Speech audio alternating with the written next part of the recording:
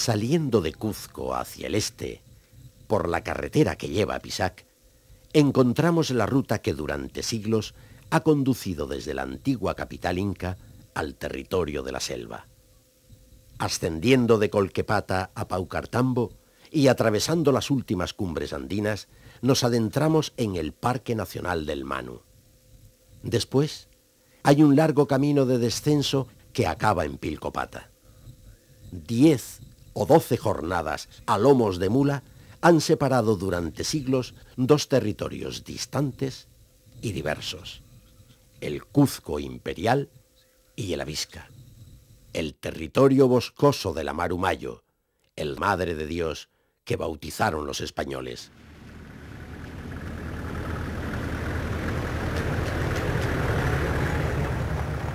Este viejo camino ha visto pasar cientos de años de historia. Lo mismo conduce hacia la selva cálida y misteriosa que a la puna inhóspita y fría.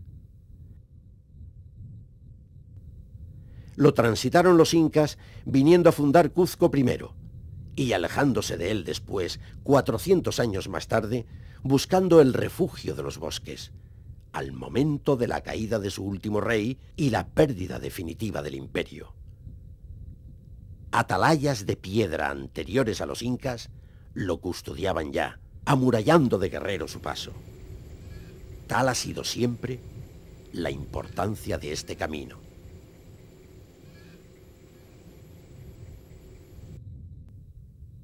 Pero hoy día, casi 1000 años después del primer viaje de los incas al Cuzco, aún sigue siendo un enigma por qué, habiendo perdido Cuzco el inca, quiso volver de nuevo a la selva. ¿Qué o quién le esperaba allí? Para los fundadores del imperio cuzqueño, ¿esto era desandar el camino andado? ¿O era esconderse en la selva como en el lugar más seguro ante los conquistadores? ¿O era retornar a los orígenes míticos de sus antepasados? A 210 kilómetros desde el Cuzco, donde se juntan los ríos Piñi Piñi y Pilcopata, formando los nacimientos del imponente Madre de Dios, o Amarumayo, comienza la región llamada Avisca por los incas, que fue por ellos tenida como la más bella de las tierras conocidas. Aquí comienza también el territorio del mítico reino del Paititi, reino confederado con el Tahuantinsuyo, pero no conquistado, reino de las quimeras de El Dorado, territorio donde los Andes y la selva se entremezclan, en el corazón de lo que actualmente es la reserva de biosfera del Manu. Pilcopata está emplazada en el mismo sitio de la antigua población llamada Opatari, cuyo nombre se perdió. Garcilaso de la Vega describe con ciertos detalles esta región, en razón de que, según indicios, probablemente fuera él el primer hispano cuzqueño que tuvo aquí una posesión de tierras. Inca Roca, el sexto inca, según la cronología de reyes que hace Garcilaso, conquistó para Cuzco las poblaciones de Opatari, Tono y la región de la Visca. Más tarde, Tupac Yupanqui, décimo inca, llegó él mismo hasta el Gran Paititi o Tierra de los Mojos o Moxos, pero no lo pudo conquistar. A la llegada de Francisco Pizarro, el Gran Paititi estaba confederado en el Tahuantinsuyo, pero como hemos dicho, no era propiamente un territorio conquistado y anexionado por el Cuzco. Lejos de aquellos tiempos en que este era uno de los puntos cardinales del mundo inca, Pilcopata es ahora un pequeño pueblo en el que conviven dos grandes mundos, un mundo de olvidos y un mundo de esperanzas. La misma convivencia difícil que tantas veces se ha dado y tantas veces no se ha resuelto en todo el territorio amazónico. En la actualidad, Pilcopata es la última población para entrar a esta geografía impresionante de agua y de verdor. Un municipio de algo más de 700 vecinos que se organiza en asamblea electoral para administrar este futuro de cambios que ya le está llegando. Podría pensarse que estos jóvenes y estos niños están esperando a que el mundo caiga en la cuenta de que la biodiversidad encerrada en la selva amazónica es un gran tesoro para todo el planeta. También saben que algo hay de enigmático y fascinante más allá de las montañas que circundan el pueblo. En los últimos 30 años, vienen siendo testigos de cómo grupos de forasteros pasan por el pueblo para adentrarse en la selva con la intención de arrancarle su secreto. Desde mediados del siglo XX, arqueólogos, expedicionarios y aventureros de todas las partes del mundo se dan cita en Pilcopata y en la vecina hacienda de Villacarmen para buscar eso que los incas escondieron, lo mismo que los conquistadores no encontraron y lo mismo que las leyendas describen y que tal vez nunca vieron.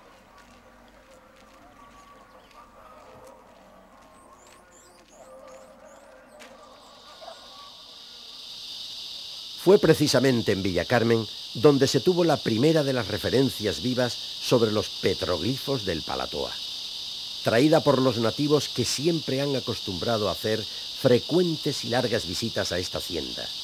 Machihuengas, huachipaires, mamerianos.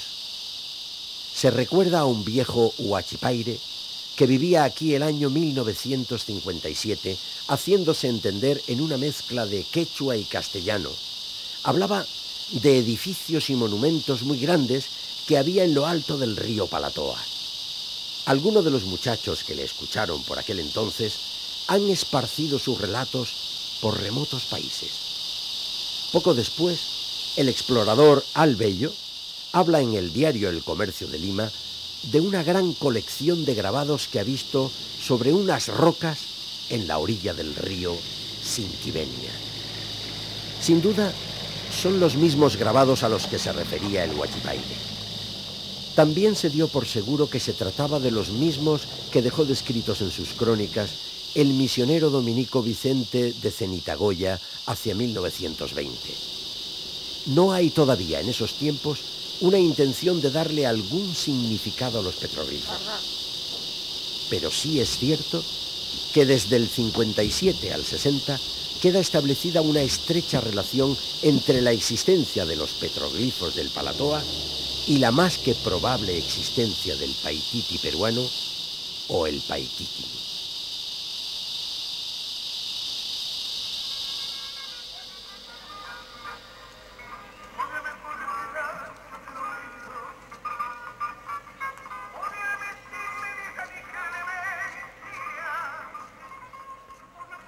Desde el espacio, los ojos de los satélites miran a este territorio queriendo encontrar en la penumbra de estos bosques cualquier vestigio arqueológico.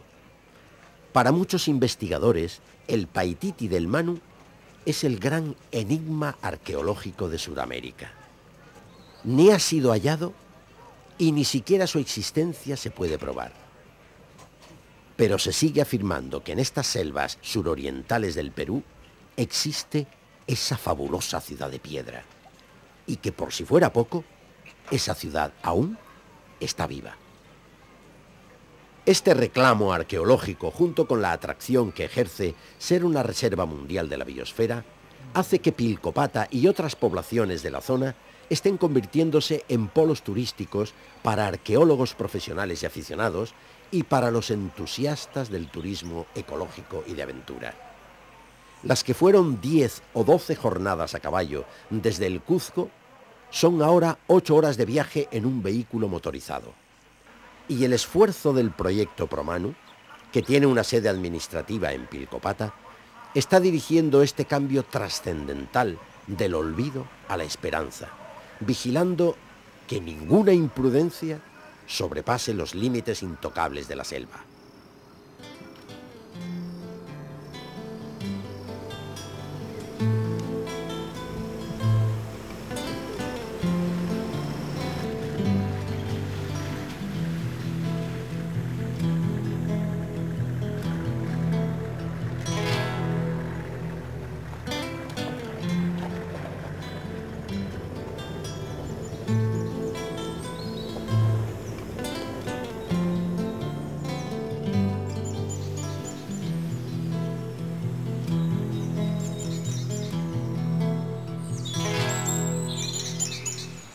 Salir de Pilcopata y no regresar a Cuzco significa comenzar a recorrer caminos fluviales. Si bien un camino carrozable puede también llevarnos hasta las poblaciones de Salvación y Sintuya, las aguas del Madre de Dios son de inmediato navegables. A unos 20 kilómetros de su nacimiento, en la hacienda Villa Carmen, donde se juntan el Pilcopata y el Piñi Piñi, la cuenca del Madre de Dios aparece de pronto con dimensiones impresionantes. Un sistema fluvial cuya médula mide 1500 kilómetros hasta que el histórico Amaru Mayu entrega sus aguas al Beni, del Beni al Madeira y de este al Amazonas. El sistema fluvial del Alto Madre de Dios conforma el departamento geopolítico del mismo nombre, ocupando una extensión de casi 80.000 kilómetros cuadrados, con su capital en Puerto Maldonado, cerca de la frontera de Perú con Bolivia. De todos los Andes amazónicos, probablemente esta es la parte donde montes y selva se entremezclan de forma más sinuosa, dando lugar a una geografía especialmente bella de ceja de selva o piedemonte, con innumerables lugares que todavía se resisten a ser conocidos por el hombre blanco. Y es precisamente al borde de uno de esos lugares donde se encuentran los petroglifos del Pusaro, lugar de nuestra peregrinación.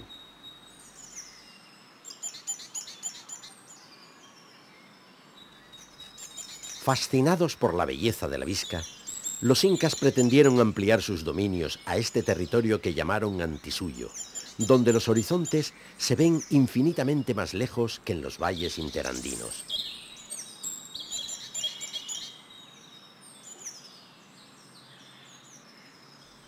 Aproximadamente un siglo después que Inca Roca conquistara Pilcopata, Tupac Inca Yupanqui, que según la cronología de Cieza de León es el 11º rey inca, emprende la conquista del Antisuyo, donde ya vivían tribus que han llegado hasta nuestros días, como los machihuengas.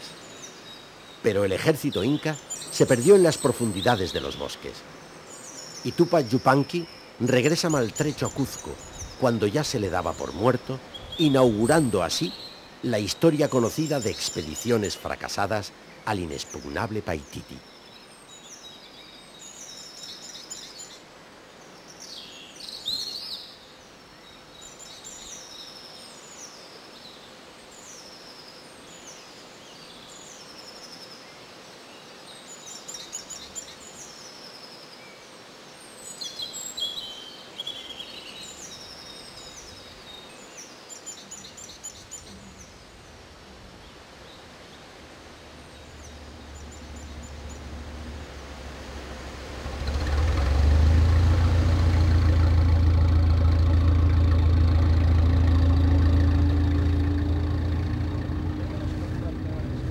Nosotros hemos llegado a Atalaya y nos embarcamos rumbo a Pusaro.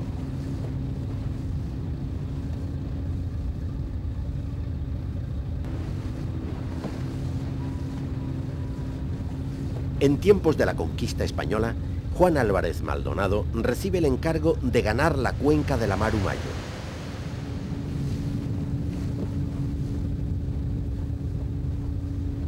Llega muy cerca de la desembocadura del Imbaburi, unos 200 kilómetros desde la Atalaya, que ya es considerable andadura, pero tampoco su conquista es efectiva.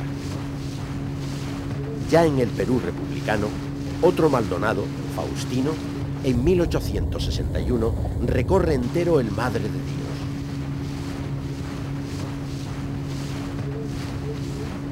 Diez años más tarde, la expedición del coronel Baltasar Latorre perece con todos sus hombres en Pilcopata. El boom del caucho trajo mucha población a la selva y una fuerte explotación de los recursos naturales. El departamento del Madre de Dios se crea en 1912.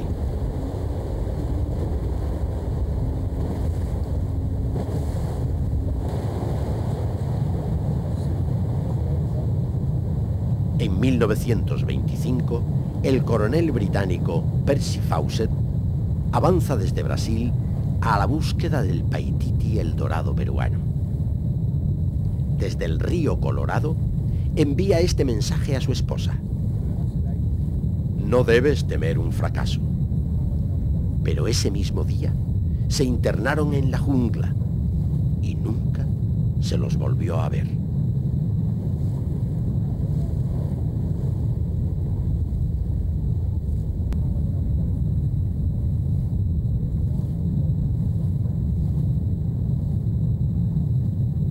En la década de los 60, el Instituto Nacional de Cultura del Perú organiza una expedición desde el río Urubamba. Un año después de la partida, el arqueólogo Núñez de Arco aparecía desfalleciente cerca del Cozco. Cuando pudo hablar, no recordaba absolutamente nada de lo sucedido. Avanzada la segunda mitad del siglo XX, el interés arqueológico por el Madre de Dios va a renacer con nueva pujanza. Un médico y un fraile serán los pioneros, Carlos Neusvander Landa, y el fraile salesiano, misionero en Sintuya, Juan Carlos Polentini Wester. Este médico radicado en Arequipa, Carlos Neusvander Landa, lleva ya 15 años buscando la ciudad perdida de los incas en el Paititi, cuando en 1969 conoce los petroglifos. El entonces capitán de la Fuerza Aérea de Perú, Mario Muñiz, vuela varias veces con Neusvander sobre las selvas del Manu. Mario Muñiz pertenece a la familia de la Hacienda Villa Carmen. En este viaje de Neusvander se oye por primera vez el nombre de Pusaro. Lo pronunciaron dos hermanos, Alejo y Mario Corisepa, nativos de la etnia machihuenga y acompañantes de Neusvander en esa expedición.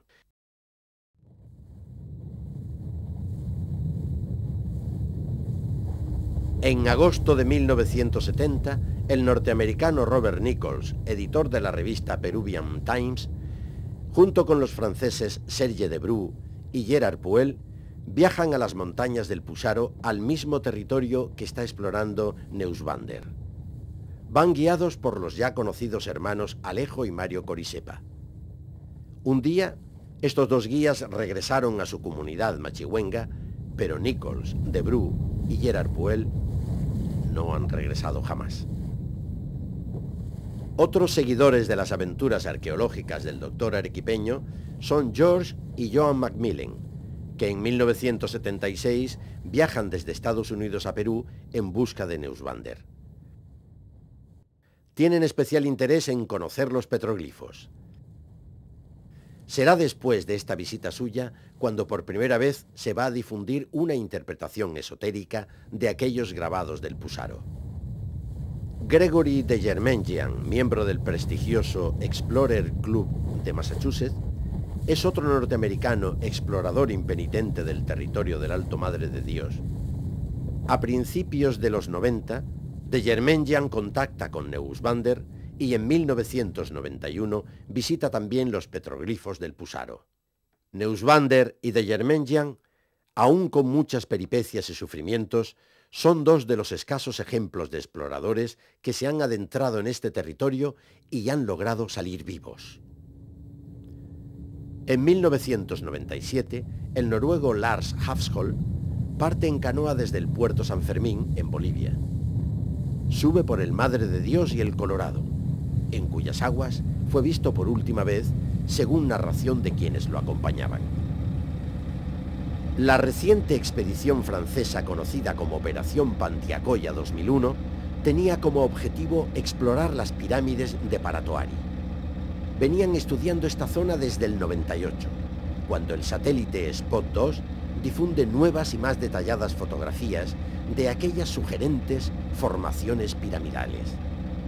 El periodista Thierry Jamin ha publicado extensos reportajes de esta expedición que quiso, además, encontrar en los petroglifos de Pusaro un mensaje que fuera la clave definitiva para localizar la ciudad perdida de los incas. Por la proximidad de los acontecimientos, el propio Thierry Jamin, en sus artículos de prensa, comienza a hacerse eco de la que va a ser la más famosa expedición de los tiempos modernos al Paititi, a este El Dorado, a la ciudad perdida de los incas en el Alto Madre de Dios.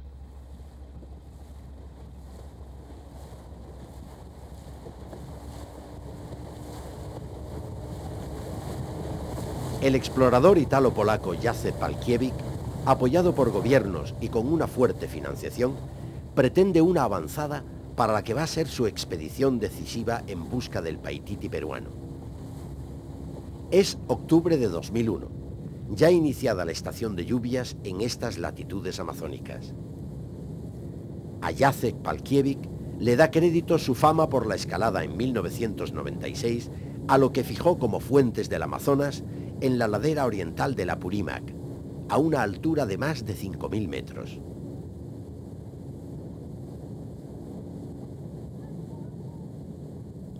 Bien pertrechado de documentación y tecnología, y apoyado por importantes medios de comunicación, Jacek Palkiewicz se adentra por la intrincada selva del Manu. No es una expedición al uso de los aventureros. Él cuenta con más de $1 millón de presupuesto. Está vivamente impresionado por el grandioso espectáculo que la naturaleza expone ante sus ojos. Pero la oposición que ésta ofrece a su incursión no le permite extraer de la selva más que eso, espectaculares imágenes. Palkiewicz regresa asegurando que el Paititi peruano existe. ¿Pero dónde?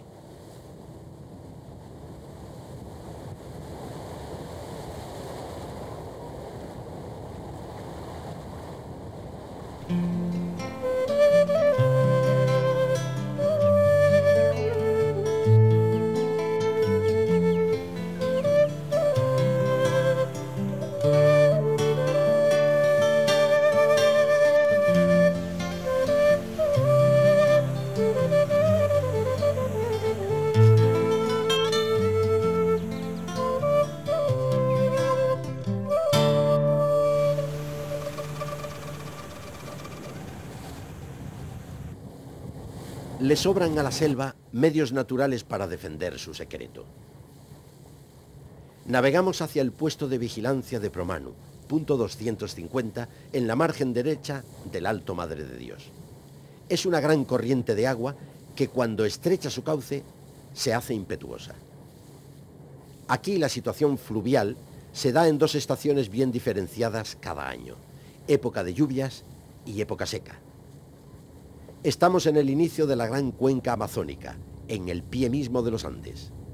En la época de lluvias, los ríos son torrenciales y con un caudal excesivo para una cómoda navegación, si no es con la pericia que lo hacen los nativos. En la época seca, en cambio, estos mismos ríos pueden tener un caudal tan escaso que hagan imposible navegar por ellos en largos tramos, y de una a otra estación pueden modificar sustancialmente su cauce al punto de hacerlo irreconocible para quien no vive aquí. Para quien se encuentre aquí, la diferencia consiste en ser un poblador natural de la selva o ser un extraño en ella. En la climatología, las variaciones son constantes y pueden llegar a ser bruscas y muy pronunciadas. La selva impone sus condiciones de vida en cada momento, sin contemplación alguna. Ignorarlo es ignorar la posibilidad de supervivencia. Pero una tal experiencia no se adquiere en un solo viaje. Nuestro acercamiento a una comprensión del Pusaro, y antes aún, nuestra aproximación a un entendimiento con la selva, han venido fraguándose durante años de vida aquí. El equipo de investigación que sustenta este documental está conducido por científicos que llevan 30 años viviendo en la selva. Así se ha hecho posible nuestra comunicación con los nativos y nuestra familiarización con este medio de vida donde hemos pretendido siempre conocer más que descubrir. No es posible profundizar en este conocimiento sin antes haber asimilado buena parte de la cultura de la selva, de la cultura de quienes nacieron y viven en ella. El proyecto Promanu, Unión Europea-República del Perú, no solo ha afianzado los valores de biodiversidad de la reserva del Manu, como riqueza disponible para la humanidad, También ha preservado en todos los sentidos los derechos de los nativos sobre su propia vida, su ámbito amazónico. Y para los ajenos a la selva, ha supuesto una inmersión cultural selvática en toda regla. En 1967, el británico Ian Greenwood recomendó al gobierno peruano que la zona del Manu fuera región natural protegida. Greenwood es el mismo científico que había dirigido la creación del Parque Natural de las Islas Galápagos. El Parque Nacional del Manu fue establecido como tal en mayo de 1973. En 1977, el Parque del Manu, la zona reservada del Manu y áreas adyacentes fueron declaradas por la UNESCO como la Reserva de la Biosfera del Manu y en 1987 como Patrimonio Natural de la Humanidad. Comprende las vertientes de los ríos Manu y Alto Madre de Dios y el territorio entre ambos.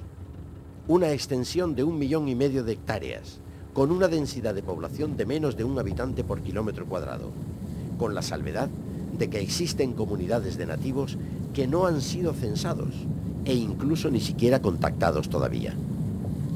En junio de 1998 se establece un acuerdo de cooperación entre la Unión Europea y la República del Perú para el aprovechamiento y manejo sostenible de esta reserva de biosfera.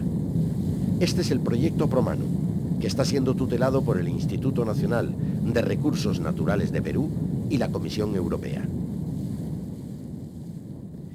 En la cuenca del Alto Madre de Dios se han instalado inmigrantes de las regiones andinas, donde practican la agricultura migratoria. Al establecerse aquí, han hecho de la extracción forestal su principal actividad económica.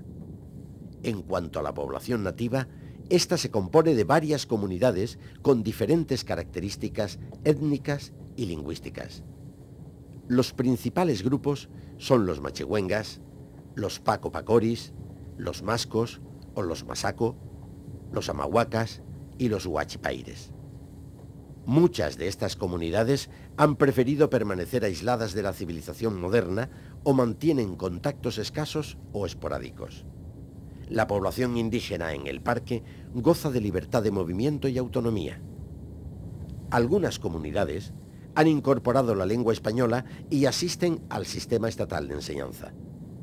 Algunas otras hablan quechua antiguo, sensiblemente diferente, por ejemplo, al de las comunidades campesinas altoandinas del Paucartambo, en el sureste del parque.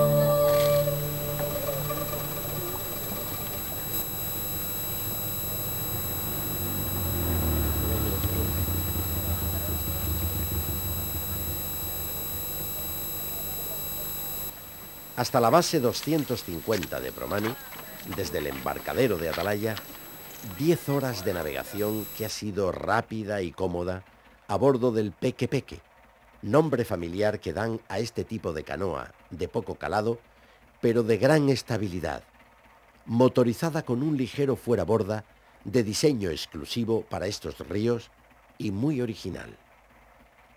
Tal aparejo mecánico puede definirse simplemente como una hélice situada en el extremo de un largo remo. Una ingeniería que resulta admirable por su sencillez y eficacia suma.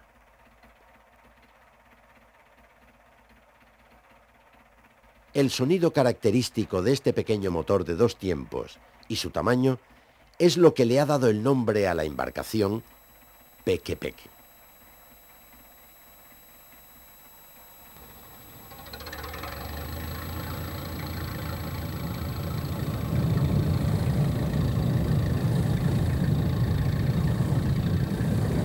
A partir de aquí, vamos a dejar el lecho del Madre de Dios para adentrarnos al Palatoa, aguas arriba hacia Pusaro.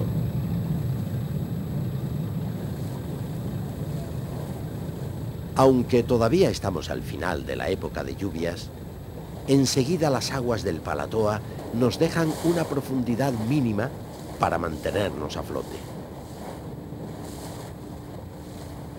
Y bajo el calor del sol ecuatorial, con una humedad en el ambiente que está permanentemente al límite de saturación, jalar de la barca para hacerla rodar sobre los guijarros bajo su quilla, ciertamente resulta muy trabajoso. Así no queda más remedio que aliviar de peso la embarcación y seguir el camino a pie por la orilla del río.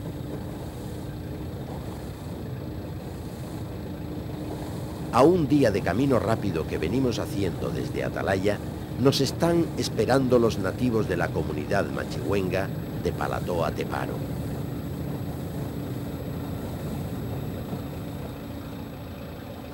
La experiencia de 30 años viviendo en estas selvas nos han traído hasta aquí sin ningún contratiempo. Ya podemos hacer noche, acampando bajo la lluvia, pero durmiendo tranquilos. Mañana estaremos en Pusaro. ¿Qué tal? ¿Horas de grabar algo o no? Como dice Gregori de Yermengian, toda Sudamérica es la tierra bendita de los petroglifos. Y Perú lo es especialmente. Los amerindios, que no conocieron la escritura, utilizaron los grabados como un medio de expresión. Hay 4 grandes grupos de estilo para los petroglifos sudamericanos: los patagones, los andinos del Perú, los colombiano-venezolanos y los brasileños. Los petroglifos patagones son figuras humanas y de otros animales, y algunas representaciones con círculos concéntricos. En el grupo colombiano-venezolano son figuras humanas y animales sin detalles de vestimenta, pero enfatizados de forma que pueden referirse a seres superiores. Los petroglifos brasileños abarcan desde representaciones esquemáticas de la fauna amazónica hasta glifos geométricos y variadas pictografías. Los grabados megalíticos de Nazca en Perú son lo excepcional de entre todos los petroglifos sudamericanos. Y todo el grupo andino peruano es de especial complejidad, tanto en las figuras humanas como en las otras representaciones de animales y conceptuales.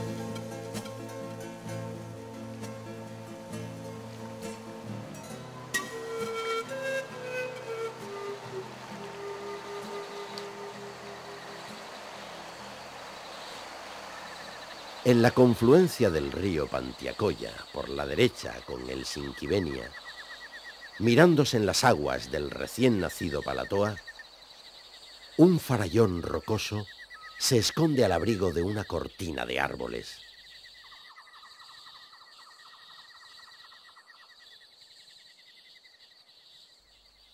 De haberlo construido nosotros, diríamos que es un gran retablo pétreo, cuya contemplación están velando las grandes flores que lo adornan. La luz pura del cielo amazónico todavía es filtrada por los ventanales que componen la ramada. Y nada es casualidad. Al contrario, es la expresión justa y precisa de las leyes de la naturaleza que se cumplen en este mundo feliz de la selva.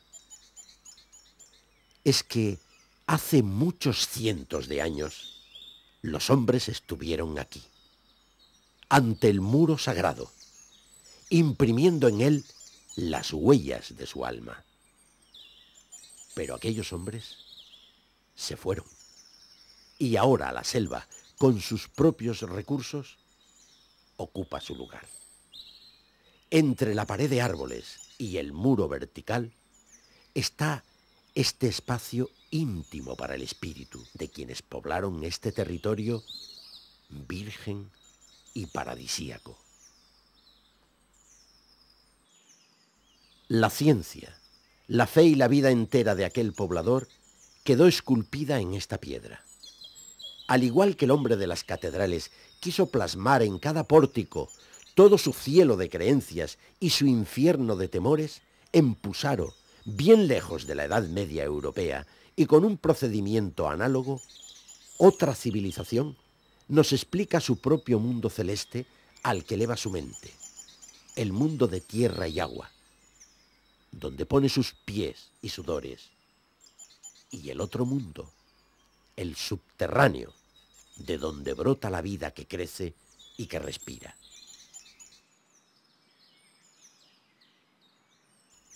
De esos tres niveles que tiene la visión cósmica de este habitante, el nivel superior es la Jagna Pacha. Lo que está sobre la tierra o fuera de la tierra, el nivel del cielo. En él están el sol, la luna y las estrellas. El sol es más que un foco de luz, es la fuente que irradia energía en el espacio infinito del Chin, el silencio, y es por tanto una energía infinita. Por debajo del sol está el cóndor, dios de la Puchín, donde vuela contemplando lo que acontece en los niveles inferiores. El nivel medio es la Kai Pacha, es el espacio donde vivimos, es el nivel de la tierra. Hay tantas cosas en él que también es infinito. En este nivel estamos los seres humanos, junto con todas las cosas que creamos y que nos rodean. Aquí están nuestros campos de cultivo, que son, según la cultura de la selva, la síntesis de la transformación por nosotros llevada a cabo en la tierra. También nos acompañan el jaguar y los demás animales, que no solo pueblan este mundo, sino que tienen su quehacer y lo comparten con nosotros. El espacio bajo la tierra que pisa el hombre no es un mundo de destierro o de castigo, sino de vida. No es el lecho de la muerte, sino donde la vida tiene sus raíces. Este nivel inferior es la Uja Pacha. En él reina la gran Amaru, la serpiente, que también trae energía al nivel superior desde el interior de la tierra, creando los ríos, fuente primordial de la vida en la selva. Tierra infinita, con incontables seres que la habitan. Agua infinita, cuyo constante fluir contempla el hombre. Agua que arrastra la vida y la hace renacer. Infinita el agua en la lluvia, procedente de un cielo sin límites, donde hay también una fuente de energía que se ve inagotable. El más sabio de entre los pobladores de esta selva tiene esa comprensión de su mundo. Y así se ve en él. sabiéndose poseedor de inteligencia y energía, capaz de concebir y expresar ideas trascendentes sobre sí mismo, sobre las cosas y sobre los fenómenos en que se ve inmerso. Este es el autor de los petroglifos, un autor capaz también de abstraer y concretar ideas y conceptos. El gran maestro del pórtico del Pusaro. 14 metros es la anchura de pared que ocupan los petroglifos. En el nivel más bajo está grabada la gran serpiente, pegada al suelo mismo, enmascarada en el color de la selva. Con el paso de los siglos, su escultura, en vez de perder fuerza expresiva, tiene el aspecto de haberse hecho un fósil sagrado. Sobre la serpiente verde se extiende la caipacha, ese espacio donde habitan desde los seres más grandes, como la boa, hasta los más pequeños y diminutos, en una infinidad de formas de vida. Y es por ello que la caipacha es inconmensurable. Hacia la izquierda llama la atención un rostro humano, enmarcado en dos curvas y con una cruz sobre él. Por la curva en el trazo de la boca, esta cara tiene expresión peculiar, y por quienes han visto los petroglifos, viene siendo conocida esta figura como la carita de Pusaro. Dirigimos la vista hacia el centro del lienzo, y vemos que el punto central, muy cerca del suelo, lo forman un grupo de grabados más complejos. Otra cara humana, rodeada de dos líneas paralelas y otras dos que se abren sobre la frente. El rostro está además coronado por una cruz gamada. Si comenzamos moviendo la vista desde el extremo opuesto, por la izquierda de la pared, también nos encontramos una representación de la convivencia del hombre con una infinidad de seres que habitan este espacio. Pero aquí el animal que más abunda es el jaguar, el animal rey de toda la selva amazónica. Continuando el movimiento panorámico hacia la derecha, hacia el centro otra vez, hay una composición de grabados en la que también está el jaguar, pero ahora impuesto sobre una cruz en forma de aspa, en la que vemos líneas espirales con terminación hacia arriba unas y hacia abajo las otras.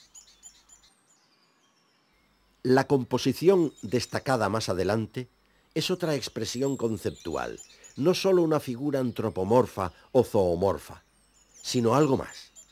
Está formada por un doble trapecio con dos caras dentro, reducidas a ojos y boca, opuestas en el plano vertical y simétricas entre sí, y con otro rostro humano al lado, también rodeado de líneas curvas como halo de la figura principal.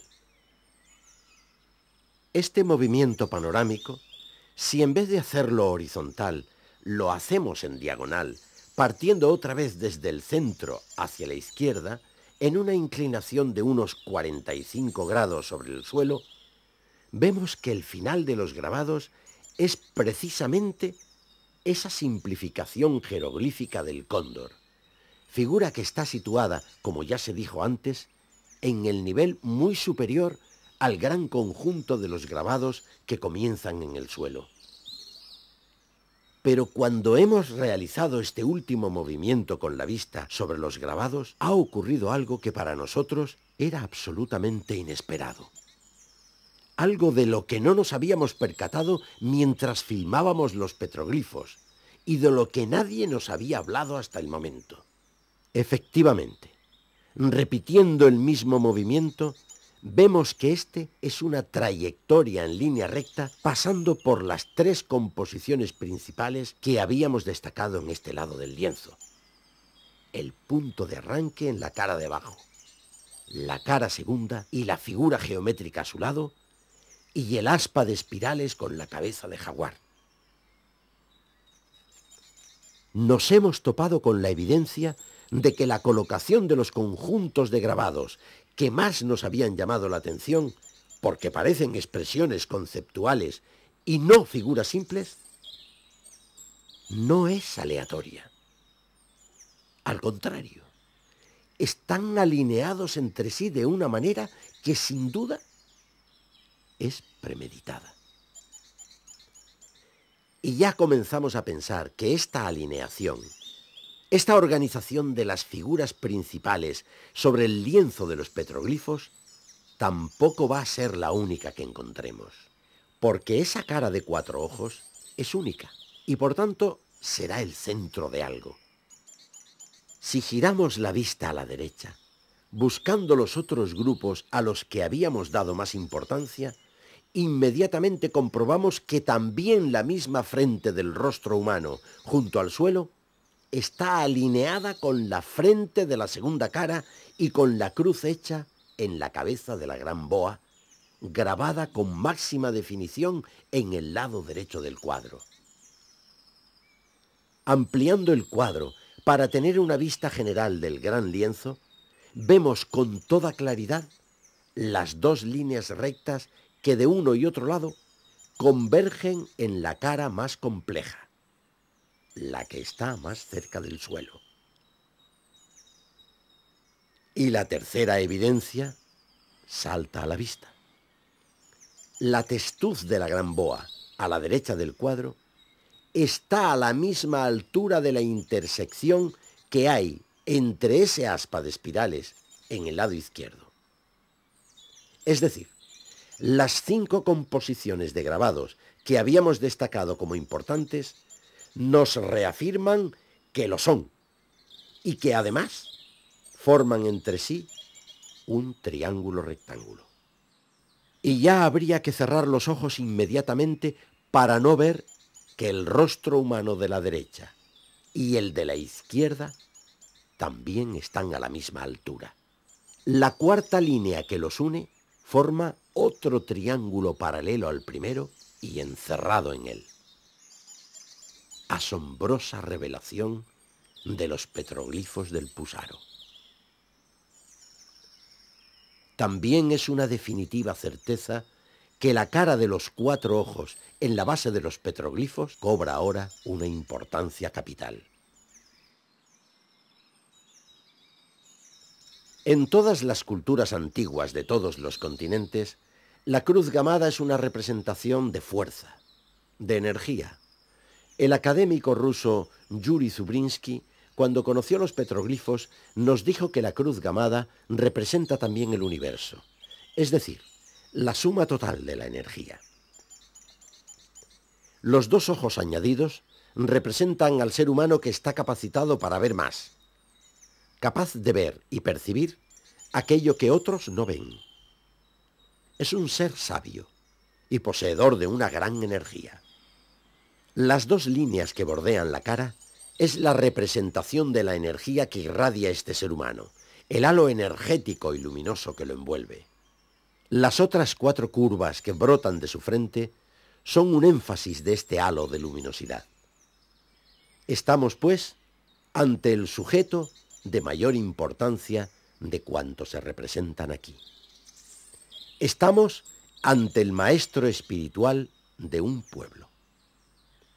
Un líder, un ser excepcional. Es el único caracterizado de esta manera en todo el conjunto de grabados. Y él es el punto en que convergen las relaciones existentes entre los otros elementos que forman la doble composición triangular. La otra figura humana, próxima a esta por la derecha, es otra cara, solamente con 2 ojos, también envuelta en un halo de luz. Podría significar máxima expresión totémica de un ser humano, por cuanto la cruz es la forma más simplificada de representar el sol. El gráfico con rostros en su conjunto sería el hombre que tiene la máxima energía, es decir, el chamán o conductor hacia la máxima energía. Pero retomamos la figura principal, porque es necesario estudiar su entorno gráfico, donde hay otros elementos fundamentales. Inmediatamente a derecha de la cara hay una división de espacios rectangulares y sobre ese mismo grabado 2 escaleras horizontales. A la izquierda tenemos la representación totémica de la energía como fuente de vida. Una cruz en forma de aspa que aquí está encerrada en el mismo círculo que encierra los cultivos del hombre sobre la tierra. El conjunto de rectángulos representa el templo o apachaita, donde se realiza la ceremonia de la toma de ayahuasca y donde habita el chamán.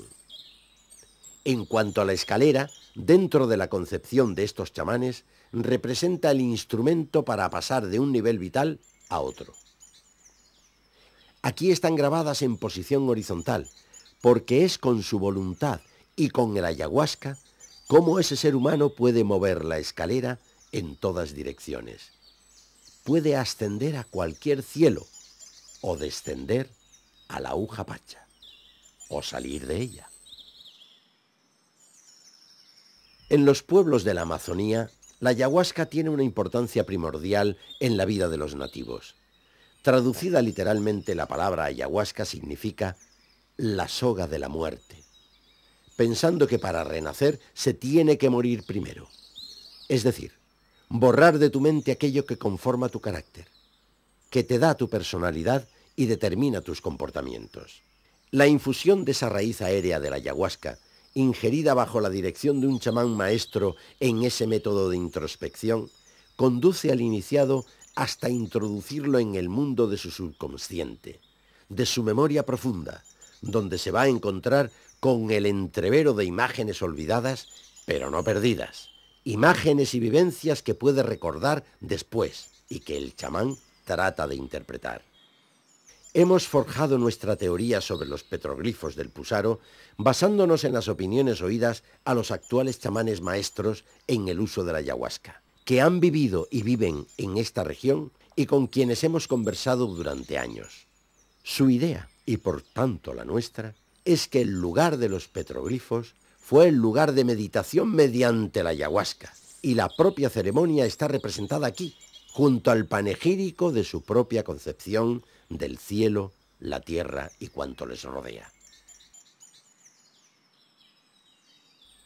La luna juega un papel preponderante para estas ceremonias de la ayahuasca, ya que solo de noche y con apoyo de la luna se puede ingerir este alucinógeno. A los cielos el hombre puede llegar incluso con sus poderes mentales, como lo hacía Antarqui. Pero mediante la ayahuasca, el iniciado viaja de un espacio hacia otro, así como el lagarto sale del agua para poner sus huevos en tierra, o el cóndor que habita el espacio del Chin, se alimenta en la caipacha y pone sus huevos en ella. Vuela en el cielo del Chin o del silencio, y hacia allí transporta a los vivos cuando mueren en la tierra. Este espacio celeste está poblado por innumerables seres y tiene dimensión de infinito. Toda espiral es una imagen de creación, de vida. En el nido del cóndor, con 2 huevos, uno de ellos ya se abre en una espiral. Ya está a punto de nacer un nuevo ser. La más genuina representación del germen de la vida a base de espirales es la que encontramos precisamente en la ya mencionada gran estructura triangular. Con una esmerada concreción, los 2 aparatos reproductores, masculino y femenino, están situados uno frente al otro, junto a la cara totémica. La espiral que tiene la terminación hacia arriba es el sexo masculino, aquí a la derecha de la imagen. La espiral con la terminación hacia abajo es el aparato reproductor femenino.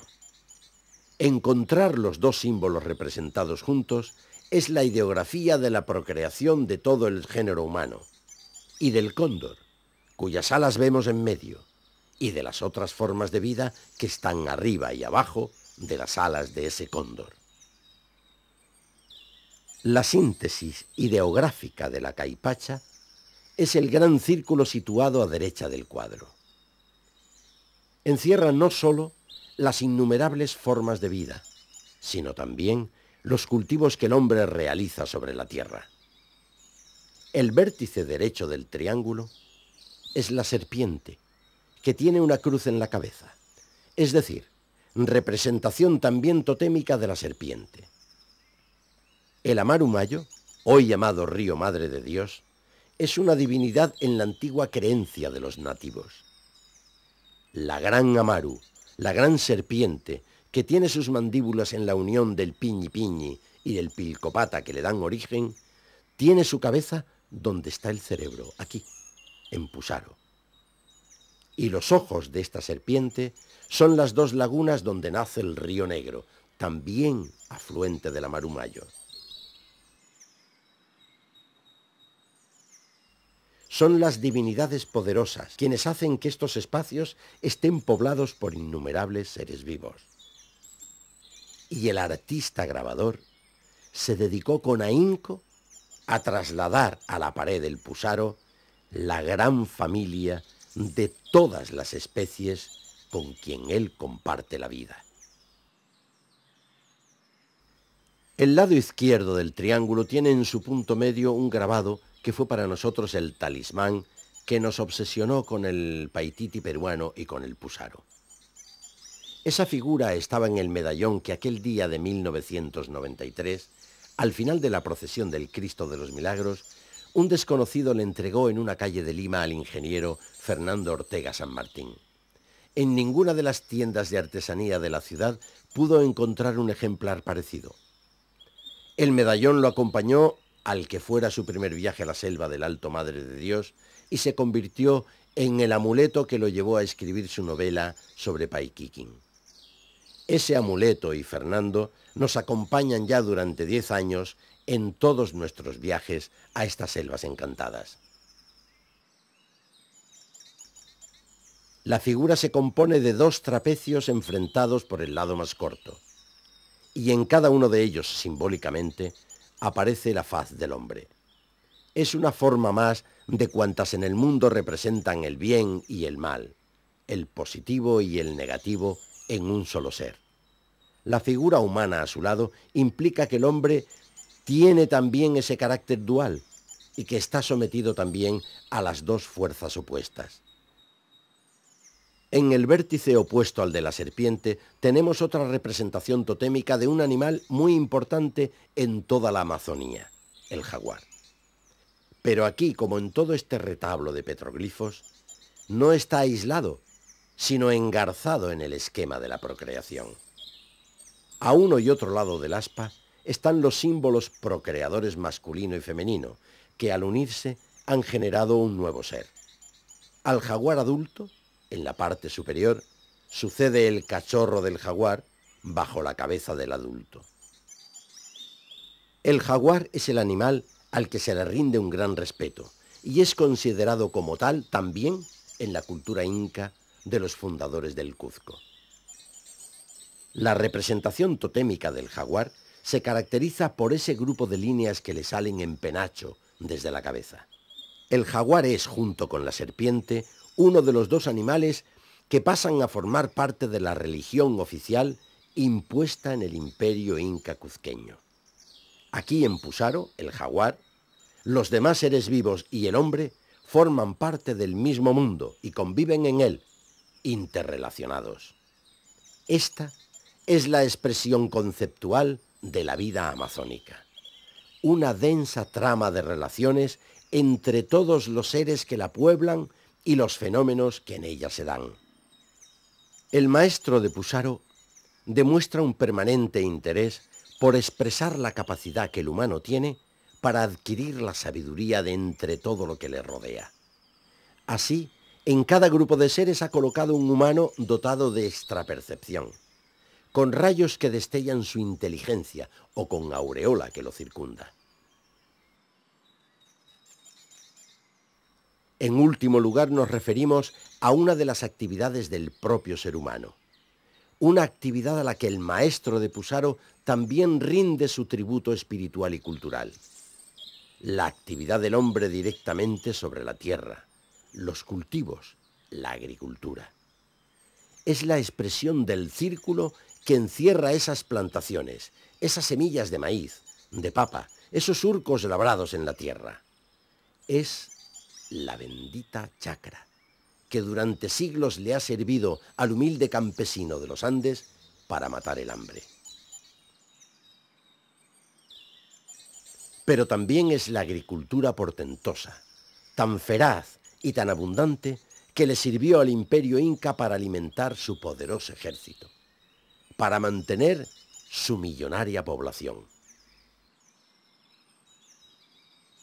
Este es el gran maestro del Pusaro, una persona con una tal capacidad de síntesis que con su arte sobre la piedra nos ha dado a conocer toda su cultura y su espiritualidad. No solo la labor física de estos grabados debió ocuparle un gran periodo de su vida.